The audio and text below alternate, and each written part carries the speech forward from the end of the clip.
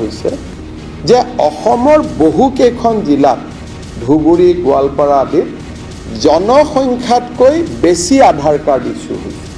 অসমৰ মুখ্যমন্ত্ৰী হয় এনেকুৱা ধৰণৰ অভিযোগ প্ৰতিঅভিযোগৰ ব্যৱস্থা গ্ৰহণ নকৰি যদি সঁচা অৰ্থতেই বিদেশৰ পৰা অহা বা আন ৰাজ্যৰ পৰা অহা লোকে আধাৰ লাভ কৰিছে নেকি, যদি তেনেকুৱা ধৰণৰ বাহিৰৰ লোকে আধাৰ লাভ কৰিছে বুলি তথ্য প্ৰমাণিত হয়, আমি মুখ্যমন্ত্ৰী ডাঙৰীয়াক আমি আহ্বান কৰোঁ যে তেনেকুৱা মানুহক আইডেণ্টিফাই কৰি আইনগতভাৱে যি বিহিত ব্যৱস্থা ল'ব লগা আছে সেই বিহিত ব্যৱস্থা লোৱা হওক। আধাৰ লাগিলে ল'ব লাগিলে NRCত আবেদন কৰা নম্বৰটোৰ লগত দিব লাগিব। মুখ্যমন্ত্ৰী ডাঙৰীয়াই যি NRCৰ প্ৰক্ৰিয়া যিটো চলি আছে বা চলিছিল সেই প্ৰক্ৰিয়াটোক তেখেতে মান্যতা দিছে নেকি, তেখেতে এইটো গ্ৰহণ কৰি লৈছে নেকি? যদি গ্ৰহণ কৰি লৈছে তেখেতে ৰাজহুৱাভাৱে ক'ব লাগে যে হয় NRCৰ গোটেই প্ৰক্ৰিয়াটোক আমি মানি লৈছোঁ। গতিকে আমি মুখ্যমন্ত্ৰী ডাঙৰীয়াক নিজৰ স্থিতি ক্লিয়াৰ কৰিবৰ কাৰণে আপোনালোকৰ জৰিয়তে মুখ্যমন্ত্ৰী ডাঙৰীয়াক আহ্বান কৰিছোঁ যে আপুনি স্থিতি ক্লিয়াৰ কৰক। ইয়াৰ ফলত অসমত অন্তত নতুন বিদেশী নাগৰিক অহাৰ ৰাস্তাটো বন্ধ হৈ যাব। যোৱা এমাহত বৰ্ডাৰত কেইবাজনো বিদেশী নাগৰিক আমি ধৰাৰ কাৰণে আমি অলপ সাৱধান আৰু সচেতন হ'ব বিচাৰিছোঁ। অসমৰ সীমামূৰীয়া বাংলাদেশৰ লগত সীমান্ত যিমান আছে গোটেই সীমান্ত কটকটীয়া নিৰাপত্তাৰ ব্যৱস্থা কৰিব লাগে। চাওক, মুখ্যমন্ত্ৰী ডাঙৰীয়াই যোৱাকালি যি বক্তব্য আগবঢ়াইছে আধাৰ কাৰ্ড সম্পৰ্কত, আমাৰ ক'ব লগা হৈছে যে তেখেতে এটা অভিযোগ উত্থাপিত কৰিছে ধুবুৰী, বৰপেটা, নগাঁও, মৰিগাঁও আদি জিলাসমূহত মুঠ জনসংখ্যাতকৈ অধিক পাৰ্চেণ্টেজ লোকে আধাৰ কাৰ্ড লৈছে বুলি। গতিকে আমি তেখেতক এটা কথা ক'ব বিচাৰোঁ যে তেখেত অসমৰ মুখ্যমন্ত্ৰী হয়, এনেকুৱা ধৰণৰ অভিযোগ প্ৰতিঅভিযোগৰ ব্যৱস্থা গ্ৰহণ নকৰি যদি সঁচা অৰ্থতেই তেখেতে উত্থাপন কৰা অভিযোগটো সঁচা হয়, তেতিয়াহ'লে ধুবুৰী, বৰপেটা, মৰিগাঁও বা নগাঁও বা আন যিকেইখন জিলাত জনসংখ্যাতকৈ অধিক মানুহে আধাৰ কাৰ্ড পাইছে, লাভ কৰিছে বুলি তথ্য পাইছে, সেই জিলাসমূহত এটা নিৰপেক্ষ তদন্ত হ'ব লাগে।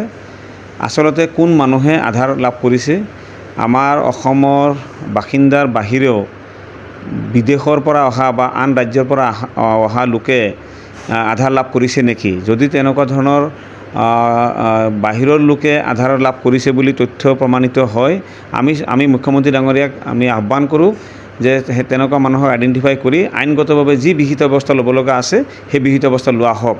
কিন্তু তাকে নকৰি কেৱল মাত্ৰ সংবাদ মাধ্যমৰ জৰিয়তে অভিযোগবিলাক উত্থাপন কৰি মেৰু বিভাজনৰ ৰাজনীতি কৰাৰ পৰা তেখেতে আঁতৰি থাকিব লাগে বুলি আমি আহ্বান কৰিছোঁ। আনহাতেদি তেখেতে আধাৰ কাৰ্ড সম্পৰ্কে আৰু এটা কথা কৈছে যে নতুনকৈ যিসকলে আধাৰ কাৰ্ডৰ কাৰণে আবেদন কৰিব তেওঁলোকে NRCৰ কাৰণে NRCত নাম অন্তৰ্ভুক্ত কৰিবৰ কাৰণে যি আবেদন কৰিছিলে সেই আবেদনৰ নাম্বাৰটো তেখেতে দিব কৈছে। গতিকে আমি সেই বিষয়টোত বিৰোধ কৰিব নাযাওঁ, কিন্তু প্ৰশ্নটো হৈছে এইটো যে মুখ্যমন্ত্ৰী ডাঙৰীয়াই যি NRCৰ প্ৰক্ৰিয়া যিটো চলি আছে বা চলিছিল সেই প্ৰক্ৰিয়াটোক তেখেতে মান্যতা দিছে নেকি, তেখেতে এইটো গ্ৰহণ কৰি লৈছে নেকি? যদি গ্ৰহণ কৰি লৈছে তেখেতে ৰাজহুৱাভাৱে ক'ব লাগে যে হয় NRCৰ গোটেই প্ৰক্ৰিয়াটোক আমি মানি লৈছোঁ। গতিকে NRCত দৰখাস্ত কৰা লোকসকলেহে আধাৰ কাৰ্ড পাব। কিন্তু এতিয়া এটা ফালেদি তেখেতসকলে NRCখনক এতিয়ালৈকে মান্যতা দিয়া নাই, কেন্দ্ৰীয় চৰকাৰৰ ফালৰ পৰা এতিয়ালৈকে গেজেট নটিফিকেশ্যন দিয়া নাই, বা যিসকলৰ নাম অন্তৰ্ভুক্ত হোৱা নাছিল সেইসকলক আইনগতভাৱে যি আপিলৰ ব্যৱস্থা কৰা হৈছিলে, আইনে যি আপিলৰ ব্যৱস্থা কৰিছে সেই আপিল কৰাৰো সুযোগ এতিয়ালৈকে দিয়া নাই। গতিকে মুখ্যমন্ত্ৰীয়ে এফালেদি NRC গোটেই প্ৰক্ৰিয়াটোকে নস্যাৎ কৰি গোটেই NRCৰ তথ্য পাতিবিলাক ক'ৰবাত পেলাই থৈ দিছে, আনফালেদি তেখেতে ক'ব বিচাৰিছে যে আধাৰ কাৰ্ডৰ কাৰণে এপ্লাই কৰিলে NRCৰ আবেদনৰ নাম্বাৰটো দিব লাগে। গতিকে এটা কণ্ট্ৰাডিক্টৰী কথা। গতিকে আমি মুখ্যমন্ত্ৰী ডাঙৰীয়াক নিজৰ স্থিতি ক্লিয়াৰ কৰিবৰ কাৰণে আপোনালোকৰ জৰিয়তে মুখ্যমন্ত্ৰী ডাঙৰীয়াক আহ্বান কৰিছোঁ যে আপুনি স্থিতি ক্লিয়াৰ কৰক যে NRCৰ গোটেই প্ৰক্ৰিয়াটোক আপুনি মান্যতা দিছে নে দিয়া নাই, চৰকাৰে মানে নে নামানে, কেন্দ্ৰীয় চৰকাৰে মানিছে নে মানা নাই। যদি মানিছে তেতিয়াহ'লে যিসকল লোকৰ নাম ইতিমধ্যে NRCত অন্তৰ্ভুক্ত হৈছে তেখেতসকলক আইনমতে ৰাষ্ট্ৰীয় পৰিচয় পত্ৰ প্ৰদান কৰি দিব লাগে, আৰু যিসকলৰ নাম অন্তৰ্ভুক্ত হোৱা নাই তেখেতসকলকো আপিলত যাবৰ কাৰণে ব্যৱস্থা কৰিব লাগে বুলি আমি মুখ্যমন্ত্ৰী ডাঙৰীয়াৰ আহ্বান কৰিছোঁ, আৰু আপোনাৰ জৰিয়তে কেন্দ্ৰীয় চৰকাৰক আমি আহ্বান কৰিছোঁ।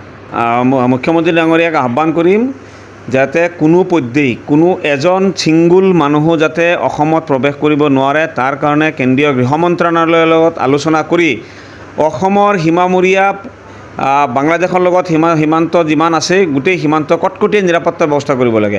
কোনো পৰ্যায় কোনো কাৰণতে যাতে কোনো এজন ছিংগুল মানুহো অসমত প্ৰৱেশ কৰিব নোৱাৰে। তেওঁ এই বিদেশী লোকজন, সেই বাংলাদেশী লোকজন হিন্দুৱেই হওক বা মুছলমানেই হওক কোনো পৰ্যায়ে যাতে অসমত প্ৰৱেশ কৰিব নোৱাৰে তাৰ কাৰণে কটকটীয়া নিৰাপত্তা ব্যৱস্থা কৰিব লাগে।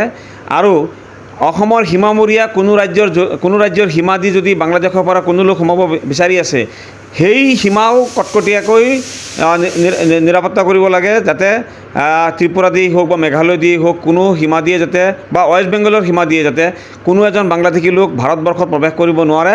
তাৰ কাৰণে আমাৰ মুখ্যমন্ত্ৰী ডাঙৰীয়া যিহেতু হাত দীঘল নেতা, গতিকে তেখেতে ভাৰতবৰ্ষৰ গৃহমন্ত্ৰীক তেখেতে এইটো আবেদন কৰিব লাগে, গৃহমন্ত্ৰীক তেখেতে ক'ব লাগে, প্ৰধানমন্ত্ৰী ডাঙৰীয়াক ক'ব লাগে যাতে আমাৰ BSF বা সীমান্তত থকা যিসকল নিৰাপত্তাৰক্ষী আছে তেখেতসকলৰ যাতে কঠোৰ হয়, কোনো লোকে যাতে অসমত প্ৰৱেশ কৰিব নোৱাৰে তাৰ কাৰণে ব্যৱস্থা গ্ৰহণ কৰিব লাগে বুলি আমি মুখ্যমন্ত্ৰী ডাঙৰীয়াক আহ্বান জনাইছোঁ।